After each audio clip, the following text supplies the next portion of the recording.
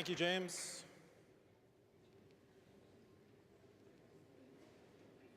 So, thank you, James, for having me, and Chelsea and Causeway as well. Chattanooga is awesome, my first time here, and I've gotten to explore today and check it out. It's been a lot of fun.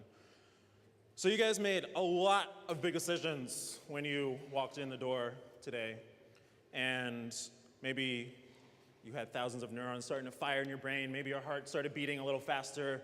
Maybe your palms even got a little sweaty, and you had to decide where to sit. Now, maybe you're lucky. These folks up here, I saw you came together, so you got to sit next to each other, talk to one another, enjoy that. Maybe you were alone, so maybe you sat a few seats away from somebody, so you didn't have to talk to them. Or maybe you were forced to sit next to somebody, and that's by far the scariest option. What if they smell bad or look weird, or worse, what if they actually try to talk to you? We've become terrified of what we don't know. You can be elbow to elbow on a crammed bus, or standing in line at a restaurant, or at an event like today when we're mingling, and it's socially acceptable and socially preferable to either stare off into space or to be zoned in on your smartphone, frantically refreshing your Facebook feed every 10 seconds. And it's like, oh, another baby photo from that person who I barely even talked to in high school. So we're gonna change that for just a moment, because we're all here to feel a little more connected. So what we're gonna do is I want you to turn to the person next to you. If there's not somebody next to you, go sit next to them for just a moment. And you're gonna turn and look at them, and for 30 seconds, you're gonna look at them directly in the eyes, and you're gonna hold their gaze for 30 seconds. And one thing on top of this is that we're gonna do this in silence. We're gonna do this in silence. So no talking when you're holding this gaze.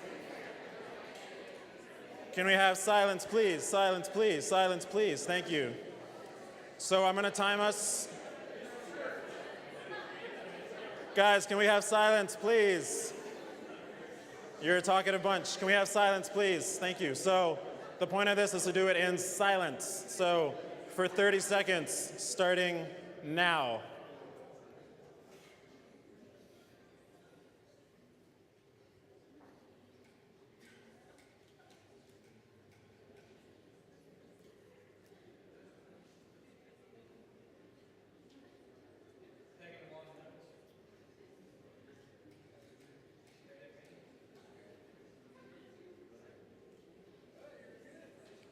All right, I'll cut you guys some slack and end it at 20 seconds. Great job, everybody. That wasn't that bad, right? So now hopefully we're all a little more connected than when we walked in the door.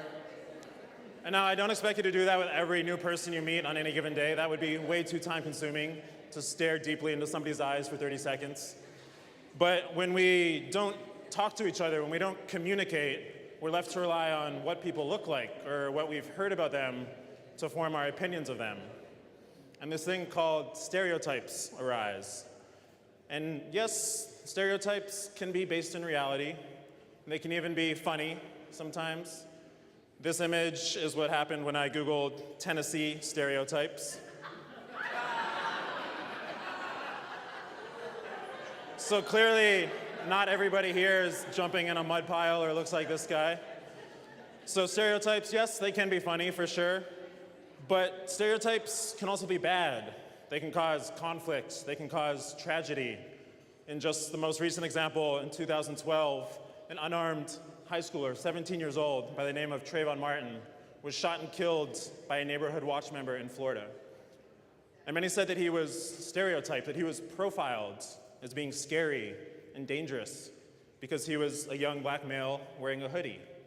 And so the hoodie became a symbol of the movement for his justice. And these negative effects are felt all over the world.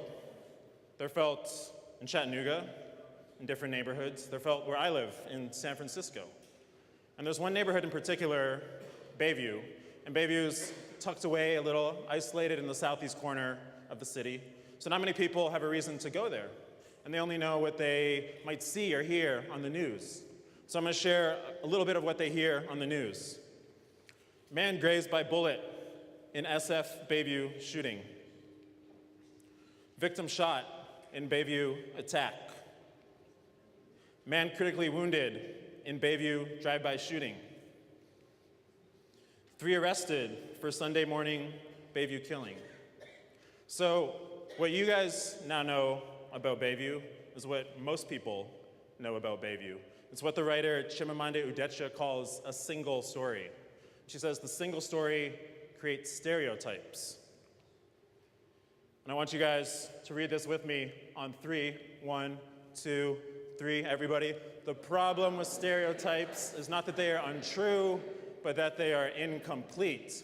One more time. The problem with stereotypes is not that they are untrue, but that they are incomplete.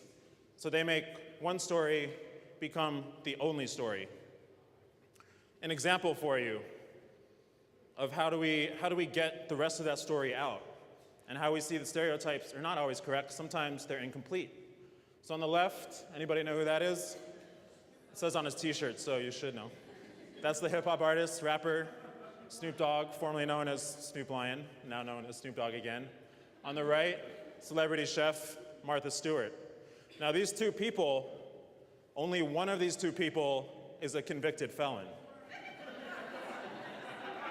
And it's not the guy over there. So stereotypes are not always right. They don't always tell us the full story. Sometimes they leave things incomplete.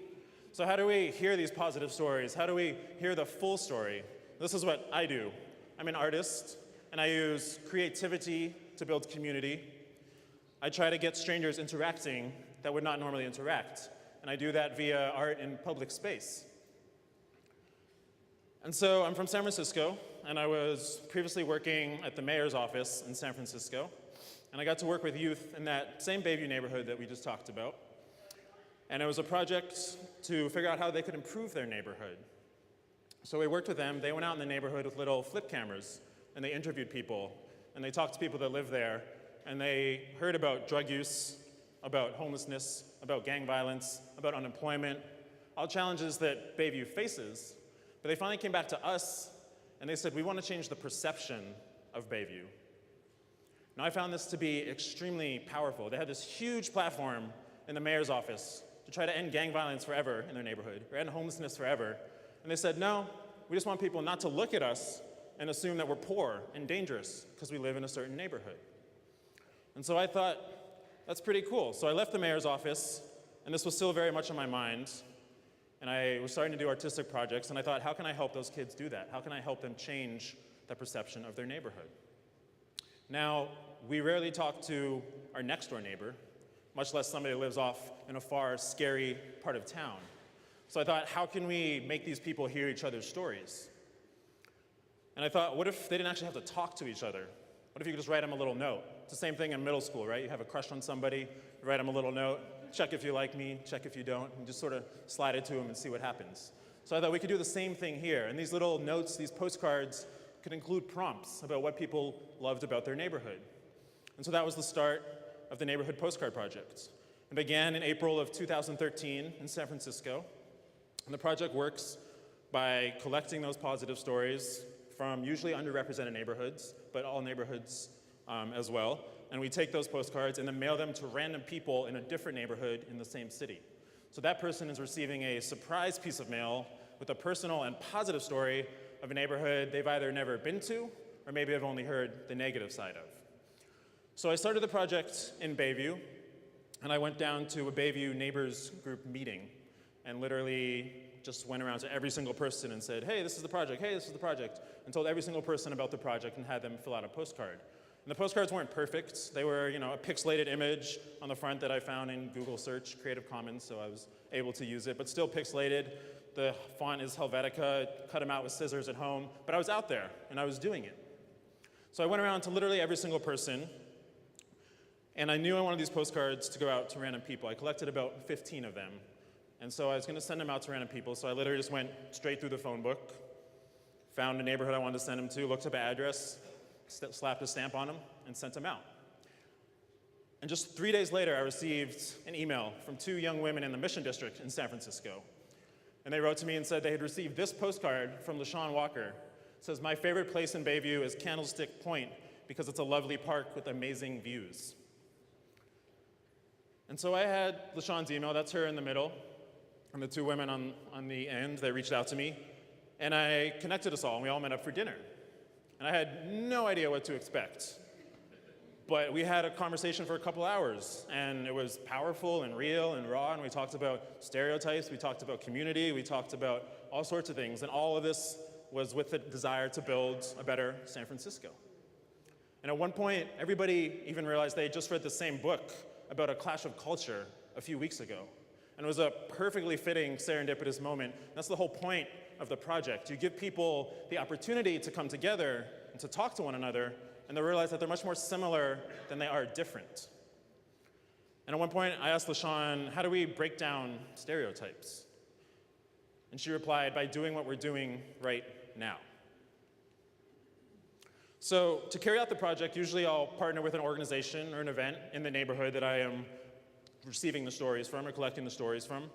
And then I simply go out and print up the postcards, have some pens and things that folks can color and design the front. And then I just ask people walking by if they'd like to share a positive story of their neighborhood. And so I'd like to share just a couple of my favorites that I've collected thus far. This comes from Eric, who's in transition. The neighborhood is the Tenderloin, so another neighborhood in San Francisco that does not have the best reputation, also faces challenges of homelessness and blight and drug use, etc. He says, I love the Tenderloin because like the Tenderloin, I've been stable, and through no fault of my own, I've been cast in a bad light. But like this neighborhood, I have a good, strong heart and will climb back into the light. Also from the Tenderloin, Emily writes, I was walking through the Tenderloin around 2 a.m. after a show at the mezzanine with a few friends, and a lovely homeless man started walking alongside us, and we all started snapping and singing Otis Redding, Sittin' on the Dock of the Bay. Smiles all around. And Adrian in Bayview, who actually is a lawyer there and offers his services for free to the people in Bayview, he says, I love Bayview because the people in Bayview believe in me even when no one else will. So pretty powerful stuff there. So I've learned a lot since I began the project, since I collected those first 15 postcards in April of last year. And I've learned that everyone has a story, and being able to tell that story is extremely powerful. I've learned that people really do want to connect, but sometimes they just don't know how. And I've learned that people really enjoy getting a piece of mail. Think about the last time you got a postcard or a letter. It's fun, right?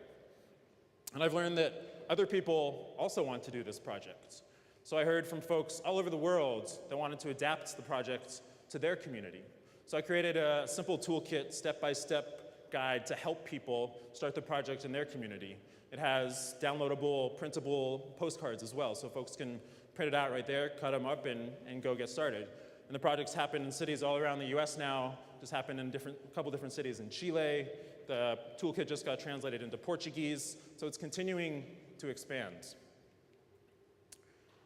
And imagine that, a world where instead of relying on stereotypes and preconceived notions to form our opinions of people, we relied on personal stories and experiences.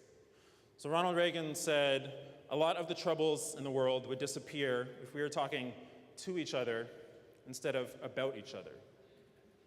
So next time you hear something about a certain neighborhood or people that live there, take a step back and think about it for a second. Find out for yourself. Visit, eat at a restaurant there, talk to the people that live there. And it can be scary at first, for sure. Why leave the comfort of your own house, of your own community, of your own friends? Well, I'll tell you why. Because it's the best thing that you can possibly do. Once you're able to experience different backgrounds, different cultures, different lifestyles, you become a much richer person. And I've got something that can help you do that. And it's not much. It's just a simple postcard. But a simple postcard can break down social barriers. A simple postcard can break down stereotypes. A simple postcard can build connections and community. So go out there, talk to a stranger, and see what happens. Chances are it'll make their day, and it'll make your day too. Thank you.